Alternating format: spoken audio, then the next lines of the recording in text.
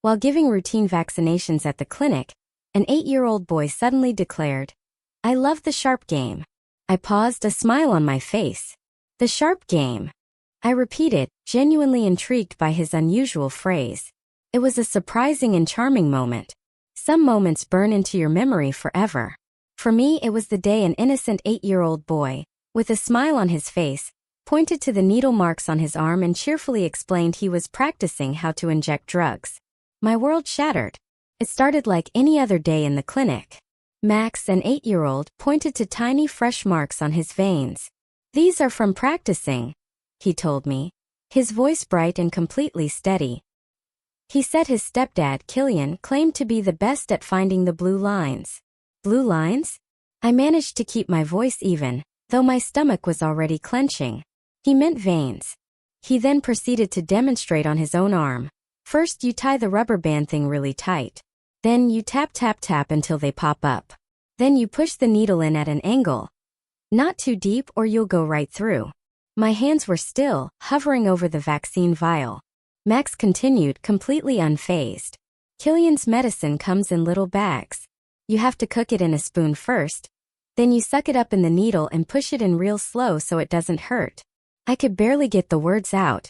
"You give Killian his medicine?" Max nodded. "Every morning and at night, and sometimes his friends too." He then pulled out a crumpled $5 bill. "Mark gave me this yesterday. He said I'm gentler than the nurses at the hospital." My assistant, Fiona, glanced at me, and I saw my own horror reflected in her eyes. That's a lot of money for a kid," I managed, preparing his vaccine. "Do you save it?" Max giggled. "I have $43 hidden in my dinosaur bank. Killian doesn't know." My heart ached for him. Sometimes his friends give me 10 if I'm extra careful. Charles has really hard veins, all scarred up, but I can still find them. "How old were you when you started playing?" I asked, meticulously documenting every single word on my tablet, my fingers feeling strangely numb. Max counted on his fingers. 6. But I wasn't good then. My hands were shaky, and I cried when I practiced on myself. "Killian says I'm tough now." He showed me the fresher marks. "You practice on yourself with water needles. See, Killian says it's the only way to learn, right? You can't hurt people if you don't know how it feels." "How often do you practice?" I asked, cleaning his arm for the vaccine, my mind reeling. "Every day before the real game. 10 times with the water needle." He demonstrated his counting method. "If I mess up, I have to do 20. But I hardly mess up anymore." My throat tightened. "That must hurt," I observed gently. "Only babies feel pain," he recited like a well-trained parrot. "Killian says I'm building character. Like when I had to practice finding veins in the dark, because sometimes the basement light doesn't work." I kept my tone light, desperate for more information. "Where's your mom during the game?" His face darkened. "In her room with the door locked. She doesn't like the sharp game. She used to watch, but now she just goes to her room. Killian says she's jealous because I'm better at it than her."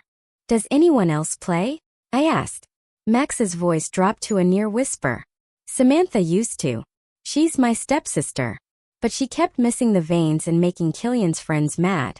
She had to go live with her grandma." My heart pounded. "When did Samantha leave?" I asked carefully. "Last month. She was only 7, so her hands were too small anyway." He shrugged, a chilling dismissal. "Do you miss her sometimes?" "Killian says weak people can't stay in our family." His voice got quiet again. "Like when Mom tried to stop the game. Killian locked her in the bathroom for 2 days until she said sorry. That was it." Under the table, I saw Fiona alert our supervisor. This wasn't just neglect. This was active, horrifying abuse. "Max, when did you play the sharp game today?" I asked, trying to keep him talking. "This morning. And I'll play again after dinner. Killian's friend Dirk is coming over. He always requests me special." He beamed with pride and I felt sick. "How many of Killian's friends do you help?" "Maybe 10, 15. They don't all come every day."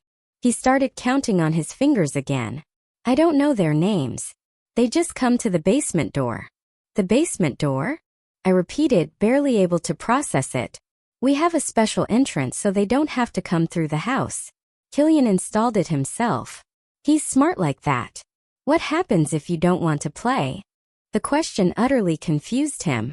Why wouldn't I want to? If I don't help Killian, he gets really sick. He shakes and sweats and throws up. It's scary. I'm saving him. My blood ran cold. You're saving him? I repeated, giving him his second vaccine. Max's eyes shined with pride. I'm like a superhero but for medicine. He didn't even flinch. These are nothing, he laughed. Killian's needles are way bigger, and you have to push harder to get through scar tissue. Some people have a lot of scars. Oh yeah, Charles's arms look like a road map. I have to use his legs sometimes or between his fingers. Killian taught me all the secret spots when arms don't work anymore. Secret spots. That's very advanced. I managed, my voice strained. I stepped out of the room, my heart hammering in my chest, to find my supervisor already on the phone with the police. 8-year-old injecting drugs into adults. I whispered, the words catching in my throat. Just then the clinic door slammed open. Max, we need to go now. Max's mom, Mrs. Keogh, stood there slurring aggressive. Her pupils were like pinpoints, she was sweating despite the air conditioning, and track marks were visible on her arms. Hi, Mrs. Keogh, I said, trying to keep my voice calm. Max is just finishing up. He did so well with his vaccines. We don't have time for this. She grabbed Max's arm roughly. Killian's waiting. You were supposed to be back an hour ago. Mommy, I was telling the nurse about the sharp game. Max said proudly. She thinks I'm really good at it. His mother's face went from pale to ghostly white. We're leaving now. She yanked Max toward the door. Mommy. Max looked between us, confused. Did I do something wrong? Did I lose the game? His mother's hand went to her pocket. I saw the terrifying outline of something sharp. Behind the desk, my supervisor's hand moved fast, and I heard the soft click of the emergency button we'd installed last year. Mrs. Keogh's fingers wrapped tighter around whatever was in her pocket, and I watched the fabric stretch against sharp edges.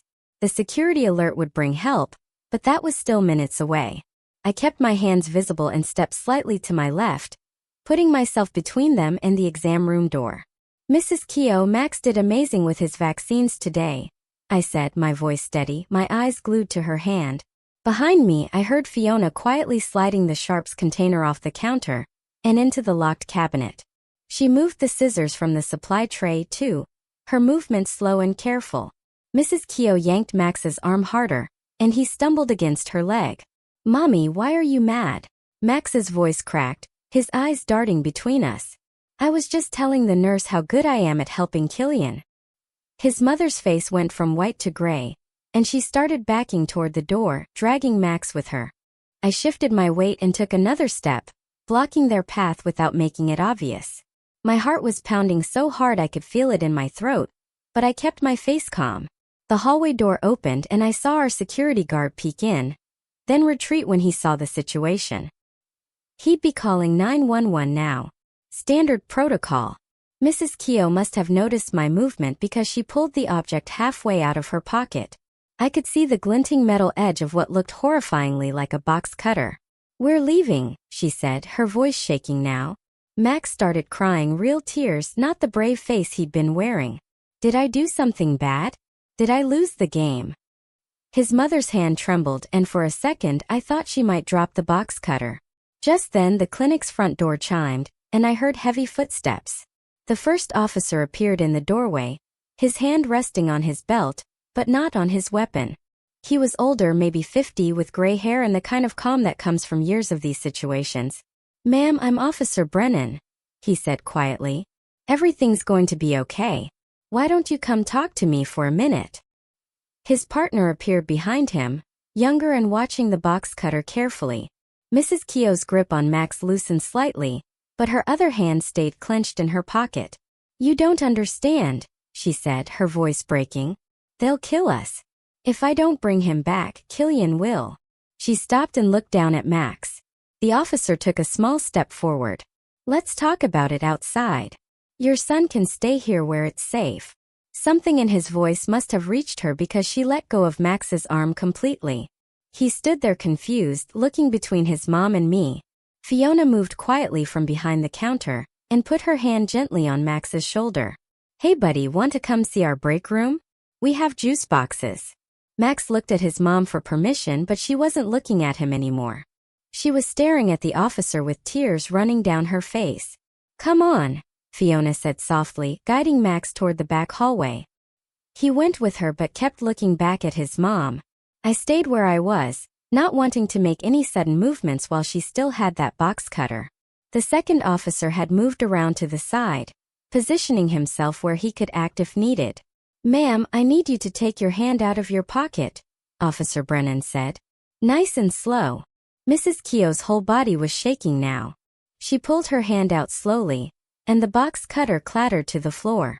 The second officer moved fast, kicking it away while Officer Brennan stepped forward. "I'm going to need you to turn around and put your hands behind your back," he said gently. She did what he asked, sobbing now, her whole body collapsing as the handcuffs clicked shut. Through the break room door, I could hear Max asking Fiona when his mommy was coming back. "She needs to talk to the police officers for a little bit," Fiona told him. I walked to the break room and found Max sitting at our small table, a juice box untouched in front of him. "Is Killian going to be mad?" he asked as soon as he saw me. "I'm supposed to help Dirk tonight. He gets really sick if I don't help him." My stomach churned, but I sat down across from him. "The adults will take care of Dirk," I said. Max shook his head hard. "No, they don't know how. Dirk likes the needle between his toes because his arms don't work anymore." He looked at the clock on the wall. "It's almost 5. I need to be home by 5:30 to get the stuff ready." Through the window, I could see them putting Mrs. Keogh in the police car. She was still crying, her head down. More cars were pulling up now. Max saw them too and his breathing got faster. "Why are there so many police?"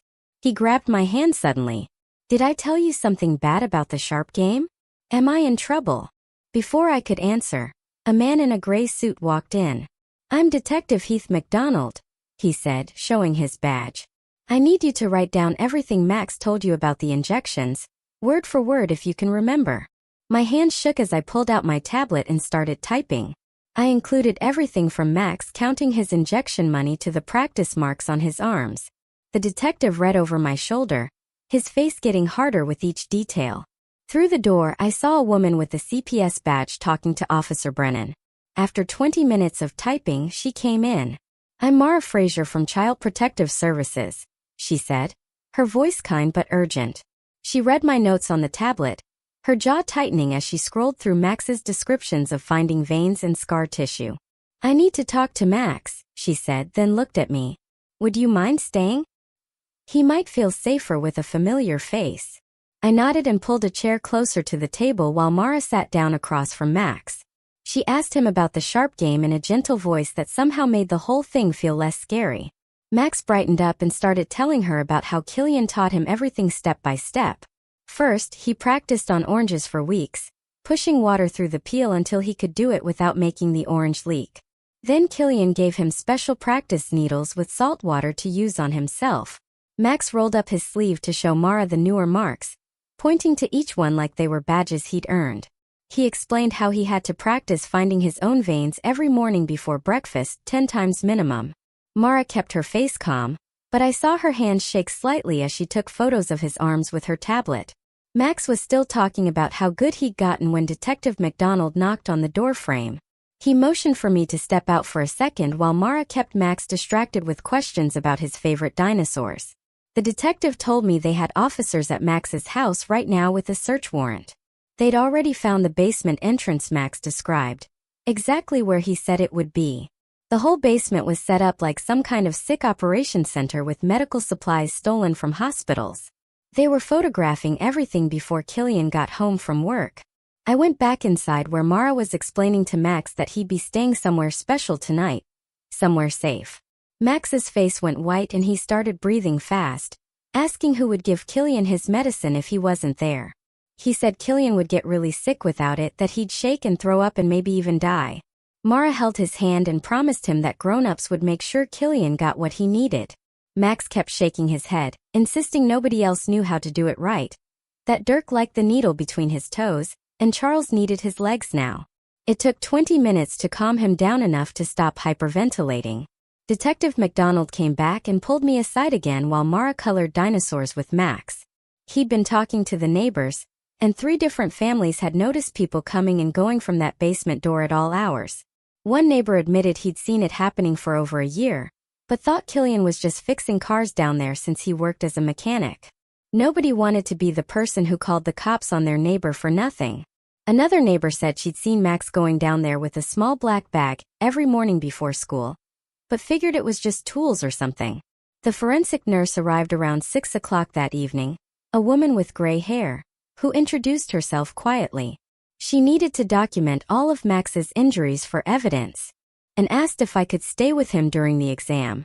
Max didn't understand why he needed another checkup, but went along with it when I said it was important. We moved to an exam room where the nurse carefully photographed every mark on his body. She had me help count them while she documented their location and healing stage. We found 43 individual puncture wounds, some fresh from that morning, others weeks old and scarring. My hands were steady as I helped position Max for the photos, but halfway through I had to excuse myself.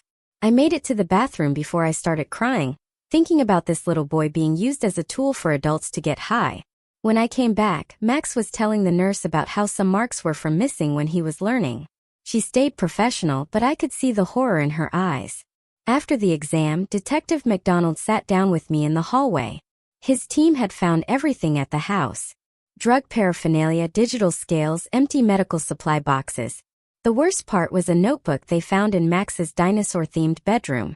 It was in Max's own childish handwriting, meticulously keeping track of who he'd helped and how much money they gave him. The detective showed me photos of the pages, Max's perfect printing listing names and dollar amounts like Charles $10 and Dirk $5, with little stars next to the ones who tipped extra. I felt my stomach turn as I realized this 8-year-old had been keeping business records for a drug operation. The foster family arrived around 8, a kind couple in their 50s who specialized in emergency placements for traumatized kids. They seemed genuinely caring and experienced, talking to Max about their dog and the bedroom they had ready for him. Max kept asking when he could go home, when he'd see his mom again, who was taking care of Killian. The foster mom gave him a stuffed T-Rex from our clinic's donation box, and he clutched it tight against his chest. As they led him out to their car, he turned back and asked me if he'd been bad at the sharp game, if that's why he couldn't go home. I told him he'd been very brave and that none of this was his fault. That night I couldn't sleep at all. Every time I closed my eyes, I saw Max's innocent face explaining how to find veins and scar tissue like it was completely normal. I got up at 3 in the morning and wrote everything down again in a document on my computer. I added every detail I could remember. The way he'd counted on his fingers, how proud he'd been of his skill, the practiced way he'd demonstrated finding veins. I knew this would all be important for the court case, but writing it felt like reliving the whole horrible day. The next morning came too fast, and I dragged myself to work where Elaine Swanson, our clinic manager, had already scheduled an all-staff meeting. She brought in a trauma counselor to help us process what we'd witnessed. The counselor explained what to expect going forward, how we might have nightmares or anxiety, how this was a normal response to secondary trauma. She gave us resources and reminded us we'd done the right thing by reporting it immediately. I was refilling my coffee when my phone rang. Detective McDonald's number on the screen. He told me they'd arrested Killian at his workplace that morning without incident. He was being held without bail as a flight risk and danger to the community. The detective's voice got quiet when he told me the next part. They'd found videos on Killian's phone. Videos of Max injecting people that Killian had apparently shown to friends like some kind of sick trophy. The videos went back almost 2 years, showing Max getting smaller and younger as they scrolled backward through time. My hands shook as I set down the phone, Detective McDonald's words echoing in my head about those videos going back 2 years. 3 days later, a court officer showed up at the clinic with a subpoena for the emergency custody hearing scheduled for the following week. Elaine met me in her office that afternoon and connected me with the clinic's legal team, 2 lawyers who specialized in medical testimony cases. They spent hours with me going over my notes, helping me understand what questions I'd face, and how to present my documentation clearly. The older lawyer kept shaking her head as she read through my tablet notes about Max demonstrating how to find veins. That same afternoon, Detective McDonald called with news that made me sit down hard in my office chair. They'd found Samantha living with her maternal grandmother 2 counties over, enrolled in 2nd grade, and doing okay in school. The detective said she'd been there for 6 weeks, and the grandmother had been trying to get custody of Max too, but Killian had threatened her. Samantha was having nightmares about the basement and wouldn't sleep without all the lights on. The prosecutor's office contacted me 2 days before the hearing to review my statement and prepare me for testimony. The assistant district attorney was a woman in her 40s who looked utterly exhausted as she explained how my documentation would anchor their case. She showed me how they were building charges for child endangerment, drug distribution, and systematic child abuse. My notes about Max counting his injection money made her close her eyes for a moment before continuing. She said 12 adults had already been identified from the notebook they'd found in Max's room. I couldn't sleep that week and finally made an appointment through our employee assistance program. The therapist was an older man who'd worked with healthcare providers for 20 years. I sat in his office and couldn't stop talking about how all those adults had watched this little boy push needles into their arms. He explained that what I was experiencing wasn't just shock, but moral injury.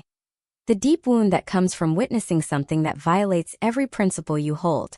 He gave me breathing exercises and scheduled me for twice a week. The morning of the emergency custody hearing arrived cold and gray. I wore my best professional clothes and arrived at the courthouse 30 minutes early, my stomach churning with dread. The courtroom was smaller than I'd expected, with wood paneling and fluorescent lights that made everyone look sick. I took my seat in the witness area and watched as lawyers shuffled papers and whispered to each other. The judge entered at exactly 9 o'clock, a woman in her 60s with silver hair pulled back tight. When my turn came to testify, I walked to the witness stand on legs that felt like water. The prosecutor guided me through my testimony, having me read directly from my tablet about Max's statements. I described his physical condition, the 43 puncture marks we documented, his chilling pride in being the best at finding veins. The judge's face got harder with each detail, especially when I read Max's exact words about practicing 10 times a day with water needles. She asked me to repeat the part about Max counting his money and saving $43 in his dinosaur bank. After my testimony, the bailiff set up a video screen, and Mrs. Keogh appeared from the county jail. Her face was puffy from crying, and she'd lost weight in the 2 weeks since the clinic incident. She sobbed as she told the judge she tried to protect Max, but Killian had threatened to hurt them both if she interfered. Her public defender argued that she was also a victim, trapped by addiction and an abusive partner. The judge cut him off sharply and reminded everyone that Mrs. Keogh had brought a weapon to a pediatric clinic. The prosecutor then played portions of the videos from Killian's phone, though they kept the screen turned away from the gallery. We could hear Max's young voice asking if he was doing it right, hear adult voices praising him for being gentle. The judge had to call a recess after 5 minutes because several people in the courtroom were crying. When we reconvened, the judge's decision was swift and firm. She granted temporary custody to the state with instructions for CPS to evaluate Samantha's grandmother as a placement option for both children. She ordered no contact between Max and either parent pending criminal proceedings. Her voice shook with anger as she said she'd been on the bench for 15 years and never seen such systematic exploitation of a child. She set another hearing for 3 months out to review permanent placement. Outside the courthouse, Detective McDonald caught up with me in the parking lot. He told me they'd used the notebook and video evidence to identify 12 adults who'd paid Max to inject them. Each one was arrested and charged with child endangerment and drug-related offenses. Some were cooperating and providing more names. He said the investigation was expanding, and they might identify 20 or more people who'd used this child. 3 weeks passed before I heard about Max again. Mara called me at work to update me on his placement. He was struggling in foster care, waking up with nightmares and asking when he could go back to helping people. His foster mother was patient and experienced, but she said Max didn't understand why helping was wrong. He kept asking if Killian was okay, if someone was giving him his medicine. He even tried to help another foster child with a scraped knee by looking for veins to make the pain go away. The foster mom had to lock up all the first aid supplies. The forensic interviewer's report came out a month after the hearing, and Mara shared the relevant parts with me. Max had described being punished when he cried during early practice sessions, made to sit in the dark basement for hours if he couldn't find a vein quickly enough. Killian had rewarded him with candy and toys when he successfully injected adults without them complaining. The systematic grooming had started when Max was barely 6, with Killian first having him watch, then practice on fruit, then on himself before moving to adults. The report detailed how Killian had convinced Max that this was a special skill that made him important and needed. Every professional who read that report felt sick to their stomach about what this child had endured. 2 weeks later, I got called back to court for Killian's preliminary hearing, where his lawyer stood up and started talking about how Max never had broken bones or bruises. The lawyer held up a folder and said Max actually learned useful skills about anatomy and medicine that most kids never get to know. He walked around the courtroom showing charts about how some kids grow up on farms and learn to give animals shots. So this wasn't that different. The prosecutor jumped up, pulled out huge photos of Max's arms covered in scars and tracks from all his practice sessions, and slammed them on the table so hard that everyone jumped. Then, she read from the trauma expert's report about how Max showed signs of severe psychological damage. The expert had written that Max didn't understand boundaries between adults and children, thought hurting himself was normal, and believed his worth came from how well he could inject drugs. I sat in the witness chair again 3 days later, holding my tablet with all my notes from that first day Max came to my clinic. The prosecutor asked me to read exactly what Max had said, word for word, while Killian sat at the defense table staring at me with empty eyes. My voice shook as I read about Max practicing on himself 10 times every morning, about having to find veins in the dark basement, about being proud that he was gentler than hospital nurses. Killian never moved or blinked, just kept staring while I read how Max thought he was saving people by injecting them with drugs. When I got to the part about Max counting his money in his dinosaur bank, someone in the gallery started crying softly. The judge called a recess, and I saw Killian's lawyer lean over to whisper something that made Killian's face turn red with anger. After court that day, the prosecutor told me that 3 of the men who'd paid Max to inject them had already agreed to testify against Killian. These men described sitting in that basement while an 8-year-old child carefully tied rubber bands around their arms and tapped for veins. One man broke down crying when he admitted that Max would apologize if he had to stick the needle in more than once. Another said Max kept hand sanitizer and band-aids in a little box, always cleaning the injection site first because Killian taught him about infections. The prosecutor showed me statements where these men admitted they knew it was wrong, but they were too desperate for their fix to care about using a child. Detective McDonald called me the next week with news that Mrs. Keogh had started cooperating from jail after entering a treatment program. She told prosecutors that Killian first made Max watch him inject himself when Max was barely 6 years old. Then Killian had Max practice on oranges for months before moving to saline injections on himself. She admitted she tried to stop it once, but Killian threatened to report her to CPS for drug use and take Max away forever. She said Killian told her that teaching Max this skill meant he'd always be valuable to people. Always needed. Meanwhile, Mara from CPS was working on evaluating Samantha's grandmother as a placement for both kids. The grandmother passed every background check, and her home study showed a clean, safe house with a bedroom already set up for Samantha. But she was 71 years old and kept telling Mara she wasn't sure she could handle 2 traumatized children by herself.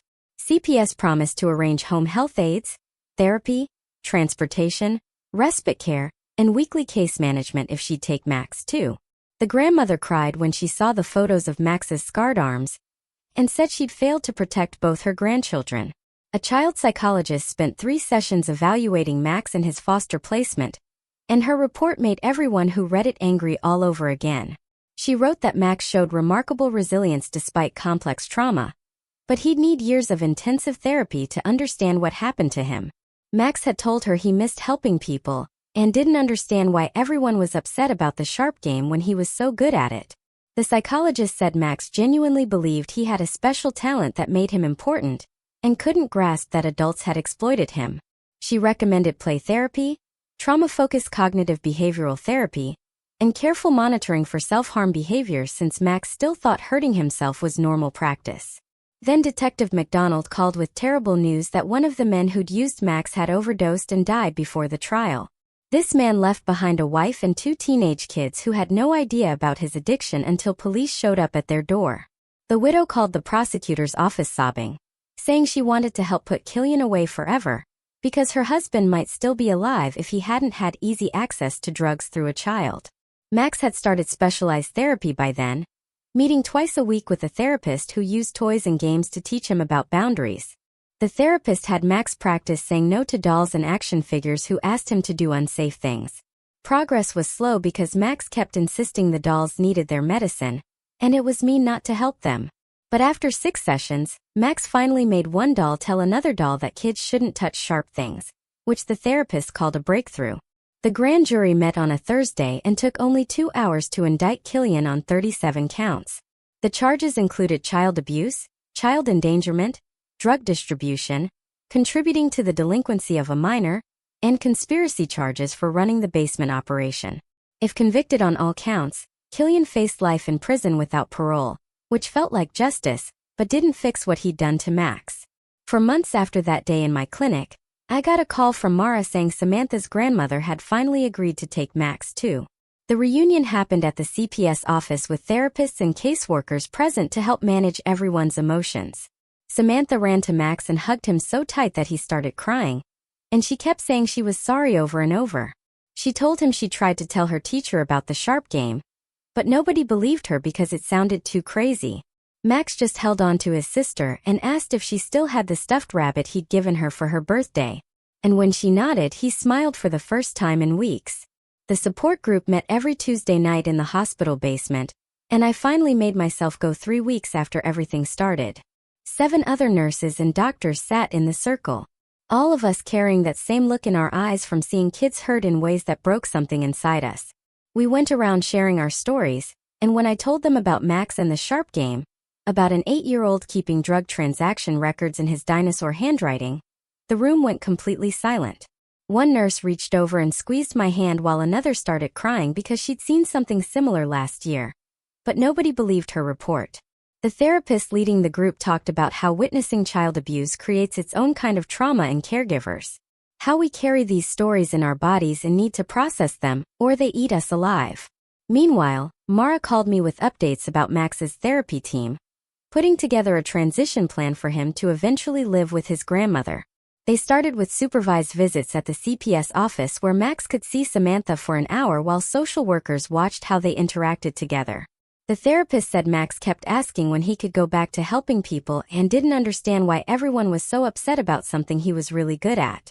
After the second visit, Samantha's grandmother agreed to weekend visits at her house if CPS approved the home study and background checks. Back at the clinic, Ella Lehner organized mandatory training sessions for all staff about recognizing child exploitation signs we might have missed before. She brought in experts who taught us that kids being used in drug operations often present differently than typical abuse cases, because they're given special status and rewards that make them feel important. We developed new intake questions and screening tools, partnering with CPS for a direct hotline when we suspected something needed immediate attention. The prosecutor called me one afternoon to say Mrs. Keogh had agreed to plead guilty to child endangerment charges. She'd serve 3 years minimum, but could potentially get her kids back if she completed every requirement, including long-term addiction treatment, parenting classes, and supervised visitation building up over time. Her lawyer said she was cooperating fully now, giving them names and dates and details about how Killian had threatened to hurt the kids if she interfered with his operation. Detective McDonald met me for coffee to share what they discovered through the ongoing investigation. Killian wasn't just dealing to a few friends, but was connected to a supplier network that distributed across 3 counties, using Max as a selling point for customers who wanted a gentle touch with their injections. They had text messages where Killian bragged about training Max since age 6, calling him his golden goose, who brought in steady customers willing to pay extra. The detective said Max's testimony could help them prosecute not just Killian, but several dealers up the chain who knew about and encouraged using a child. The first weekend visit at Grandma's house happened 6 weeks after the reunion. Mara supervised while Max spent Saturday and Sunday in the small brick house where Samantha had been living. His grandmother had decorated a bedroom with dinosaur wallpaper and bought him new clothes and toys, trying to give him the childhood he'd missed. Samantha stayed glued to his side the whole time, protective and gentle, teaching him card games and reading him stories. Max stayed pretty quiet, but he ate everything his grandmother cooked and even smiled when she tucked him in at night. The convictions started rolling in over the next 2 months.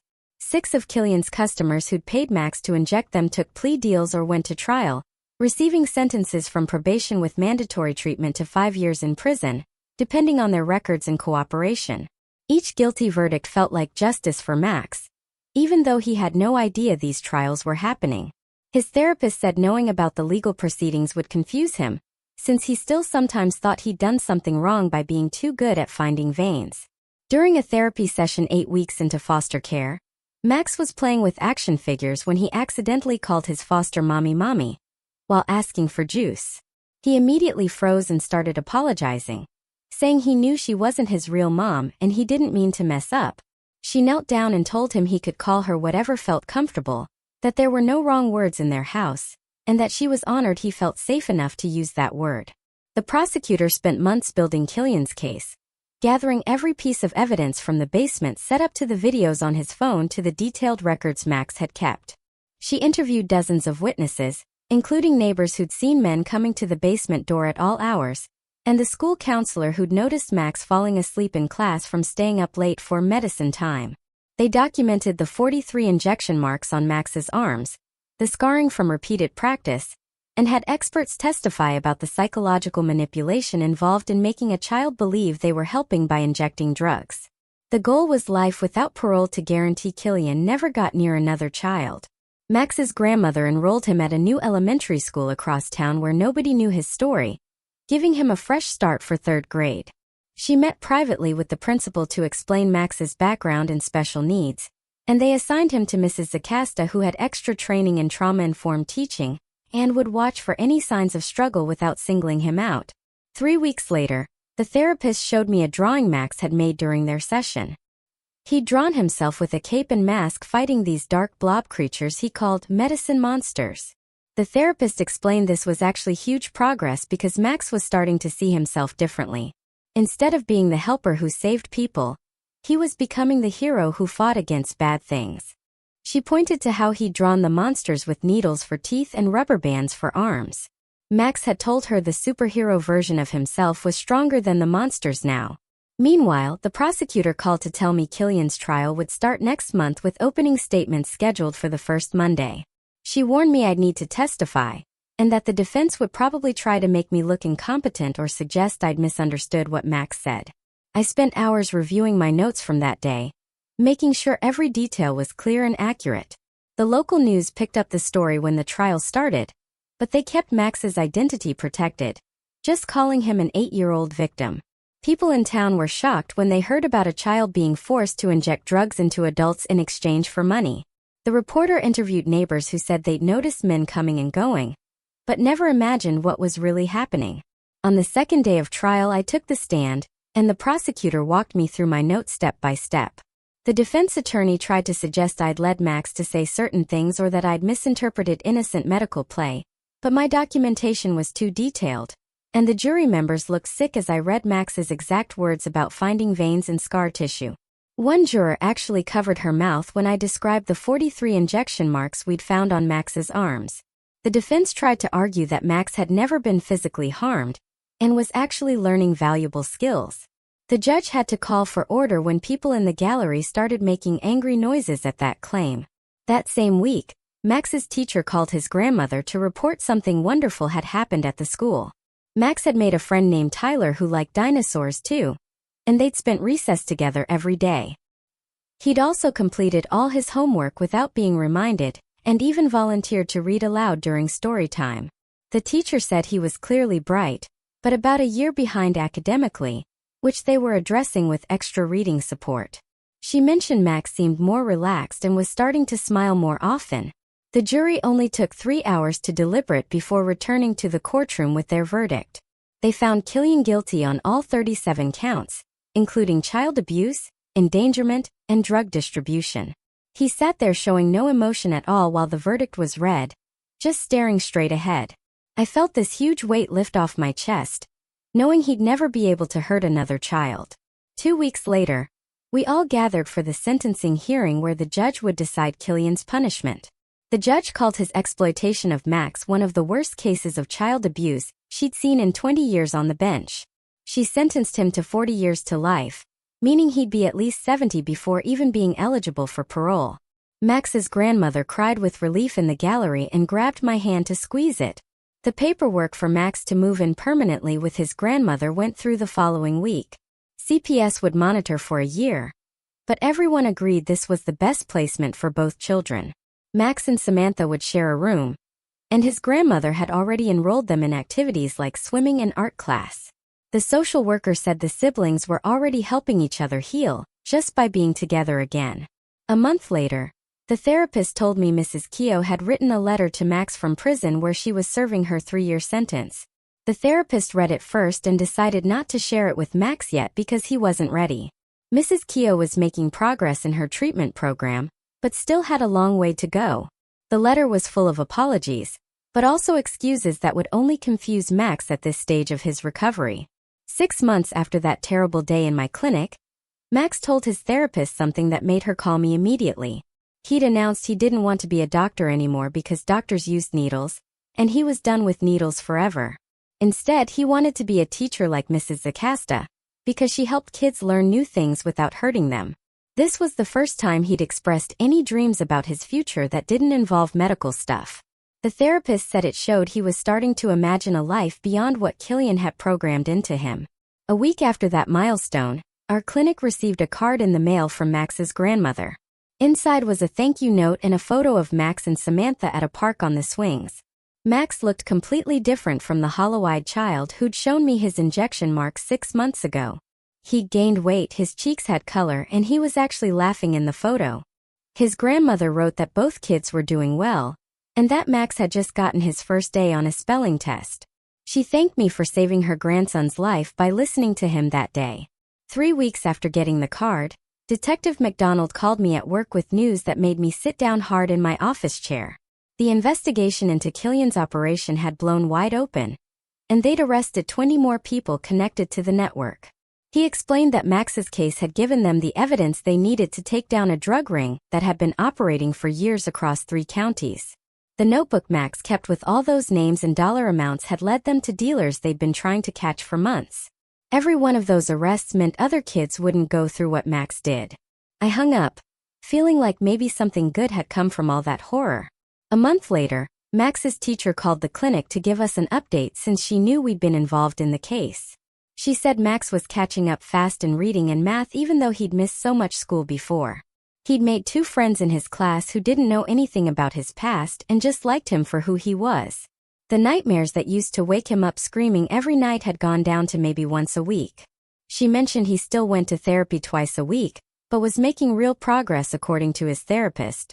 Almost a year to the day after that terrible morning in my clinic, I was pushing my cart through the grocery store produce section when I saw them. Max stood next to his grandmother picking out apples, and he'd grown at least 2 inches since I'd last seen him. His cheeks had filled out, and his arms looked strong and healthy instead of covered in marks. He glanced up and our eyes met across the display of fruit.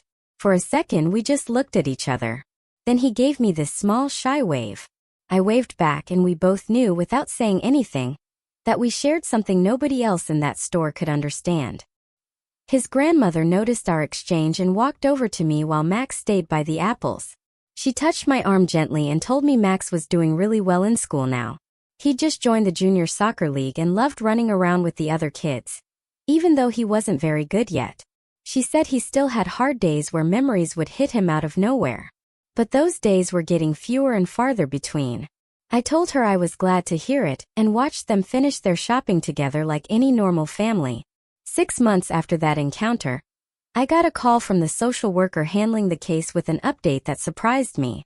Mrs. Keogh had completed her prison treatment program ahead of schedule and was starting supervised visits with both kids at a CPS facility. The first visit had been rough, with Max hiding behind Samantha and refusing to talk, but Samantha had held his hand and told him it was okay. Mom was getting better just like they were. The social worker said they were taking it slow, but working toward healing as a family, even if they'd never lived together again. 2 years after that morning when Max showed me his injection marks, his grandmother sent another photo to the clinic. This time it was Max in a cap and gown at his elementary school graduation, holding a certificate for honor roll. The boy who used to count drug money in a basement was now counting the days until summer camp. According to the note she included, she wrote that he'd grown 4 inches and gained 20 pounds of healthy weight. He played soccer and video games and argued with Samantha about whose turn it was to do dishes, just like any other kid. A few weeks after graduation, his teacher sent his grandmother something that ended up making its way to me. Max had written an essay for school about heroes, where he described 3 people who saved him. His grandmother, who gave him a real home, his therapist, who helped him understand what happened wasn't his fault, and the nurse who listened when he was scared and didn't know he needed help. His teacher thought his grandmother should see it, and she made a copy for me that I still keep in my desk drawer. I pull it out sometimes when I have a hard day and need to remember why this work matters. Today, Max is 13 and thriving in middle school, according to the updates I still get occasionally. He's not perfect because no kid who went through what he did could be. He still has therapy once a week and probably will for years. He still has days where something triggers a memory and he needs extra support. But he's safe and loved and learning what childhood should have been all along. Every kid we see in our clinic now benefits from what we learned that day about watching for signs of exploitation. Our staff training includes Max's case as an example of why we listen carefully to everything kids tell us. His courage in sharing his story, even though he didn't know it needed sharing, saved not just himself, but other children too.